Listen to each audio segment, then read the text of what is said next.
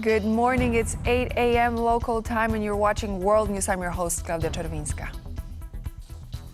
On Thursday, 65 more Polish citizens will be evacuated from Israel. They will be flown to Poland from the Jordanian capital of Amman.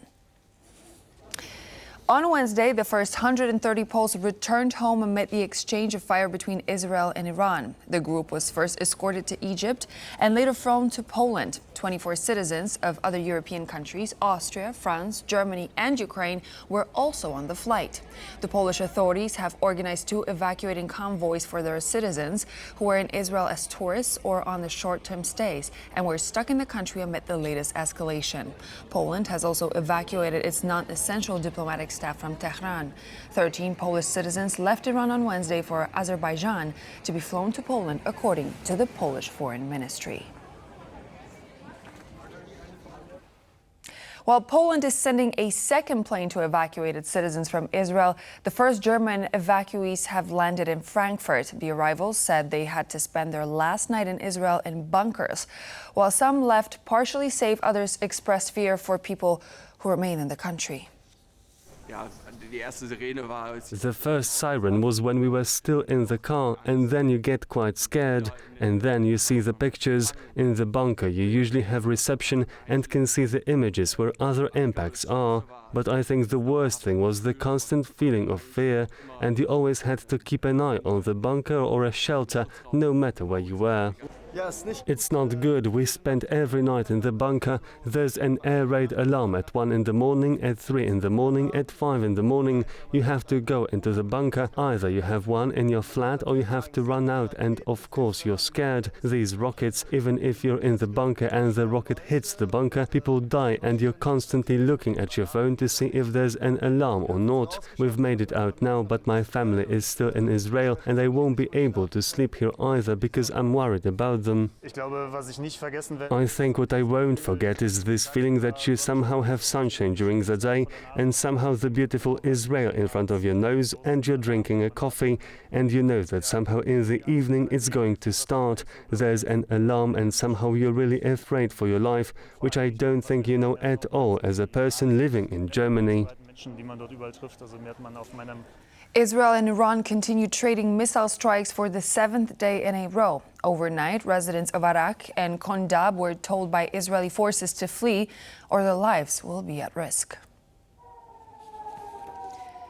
Israeli strikes have been reported in Tehran as well as near Qajar, a city just west of the Iranian capital. An area near Iran's heavy water research reactor in Khondab was also hit by Israeli missiles. According to Iranian officials, the facility poses no radiation risk following the attack. At the same time, Iran has continued to fire missiles at Israel. About 9 of them have been intercepted by Israeli air defenses, with debris landing on open land and setting fires. The attack, however, was considerably smaller than the ones at the start of the conflict. Bloomberg reported that senior U.S. officials are preparing for a possible strike on Iran in the coming days. Citing anonymous sources, the report states that Washington is assembling the infrastructure needed to directly enter a conflict with Tehran. Moreover, according to American broadcaster CBS, Donald Trump has already approved plans to attack Iran. However, he did not make a final decision whether to strike the country.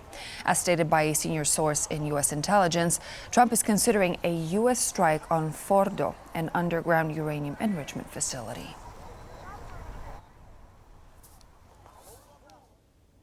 According to Donald Trump, Iranian officials expressed interest in meeting the American president at the White House to discuss the ongoing conflict between Tel Aviv and Tehran. The Iranian mission to the United Nations, however, took to social media to deny the claim and stated that, quote, no Iranian official has ever asked to grovel at the gates of the White House. They should have made the deal. I had a great deal for them. They should have made that deal. 60 days we talked about it, and in the end, they decided not to do it, and now they wish they did it. And they want to meet, but it's a little late to meet, but they want to meet, and they want to come to the White House. They'll even come to the White House, so we'll see. I may do that. Have you closed the door on meeting with them? No. Okay, so it's still open to them coming here in your eyes. I mean, they asked if they could come. We'll see if that happens. It's not that easy for them to come. They can't get out. They're in Iran, and in one case, I wanted to come so badly, but he can't get out because his bombs dropping all over the place. the regime in Iran falls during its confrontation with Israel, what consequences will there be for Russia? A longtime Tehran ally, Ivana Stradne, a research fellow at the Foundation for Defense of Democracies, answered this question in an exclusive interview for TVP World. Russia has been dependent on the drones and also ballistic missiles, but that's not only that. There is actually a big picture.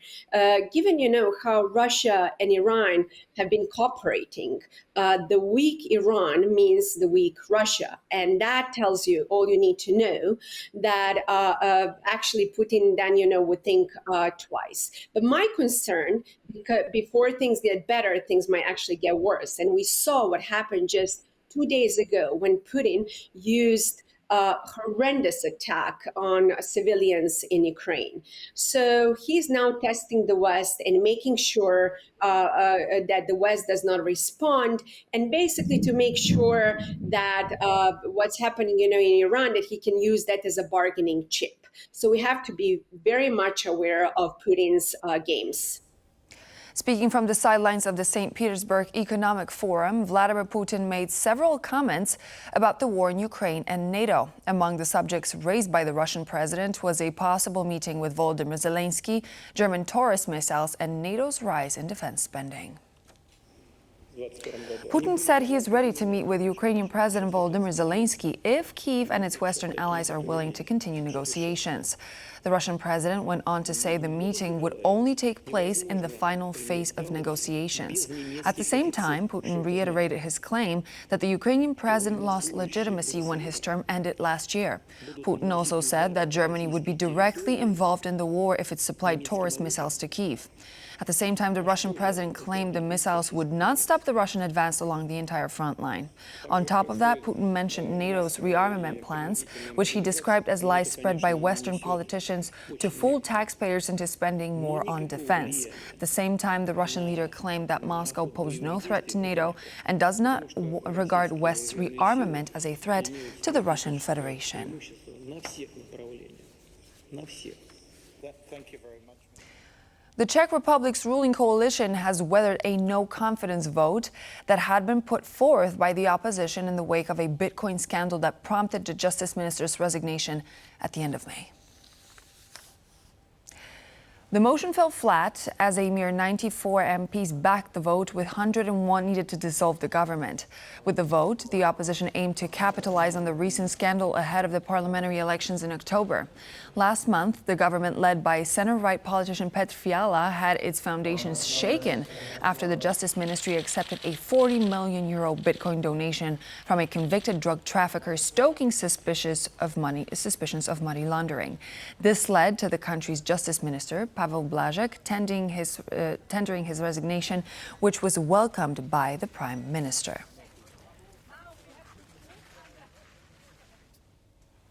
Romania could have a new coalition on Thursday, according to Cristian Tudor Bacanu, former Romanian MP from the National Liberal Party. After nearly a month of negotiations, 4 pro-European parties in Romania are about to reach an agreement on forming a new government. The coalition is broad, and it means that we have the Renew Party in Romania, which is USR. We have the Social Democrats, we have the National Liberal Party, which is my party, which is a member of the EPP family, and we have the Hungarian minority and the ethnic minorities as well. So basically, it will be a government that will have a very tough job ahead of us. We have quite an amount of budgetary deficit and commercial deficit, and we need to fix that.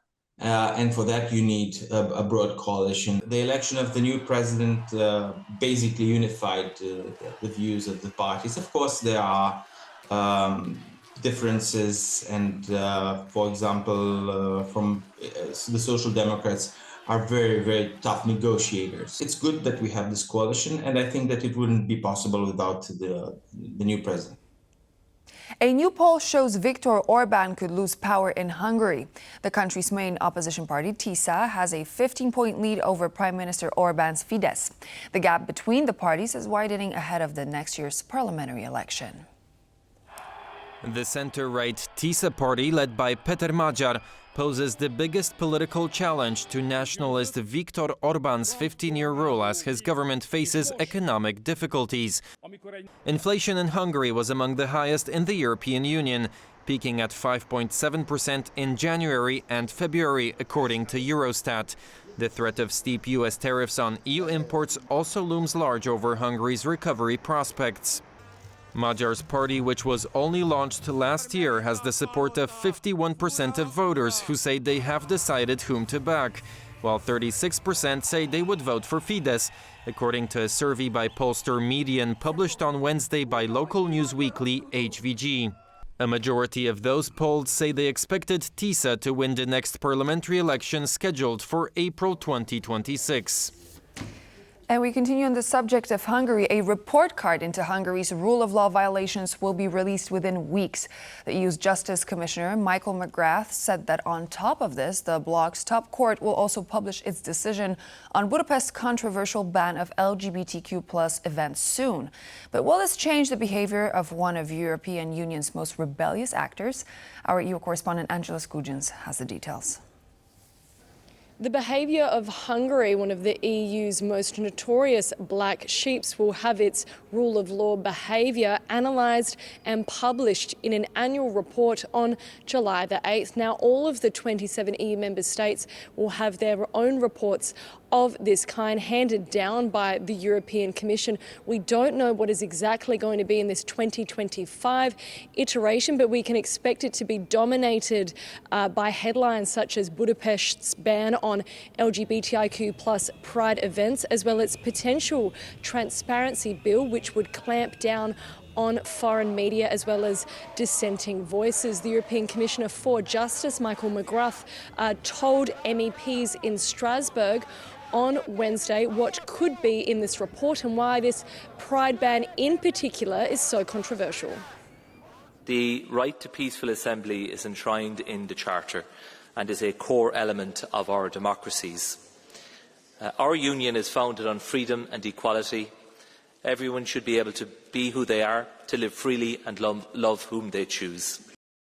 Now, as the 27 representatives from those European countries met in Brussels weeks ago to debate whether they should strip Hungary of its voting rights, we heard that Justice Commissioner stating that he would refer Budapest to the bloc's top court of justice if that transparency law was firmed up into law. We know it's been taken off the legislative agenda, but that ban on LGBTIQ+ events remains. The mayor of Budapest is forging ahead regardless of this ban, staging his own quasi-pride parade on the 26th of June. This has certainly caused a stir in the Central European country, being kicked up to the Supreme Court. So we expect all of this to be detailed in that 2025 rule of law report. But will that Hungarian Prime Minister Viktor Orban listen? Roughly 18 billion euros of EU funding has been withheld from that country so far due to infringement proceedings. But the constituents of Hungary are going to head to the polls in April next year for a parliamentary election, so perhaps they will. Angela Skujins from Brussels for TVP World. And so this would be all here for now here on World News, but don't go anywhere just yet, as we have Benjamin Lee coming up with World Talks next, and we'll see you there.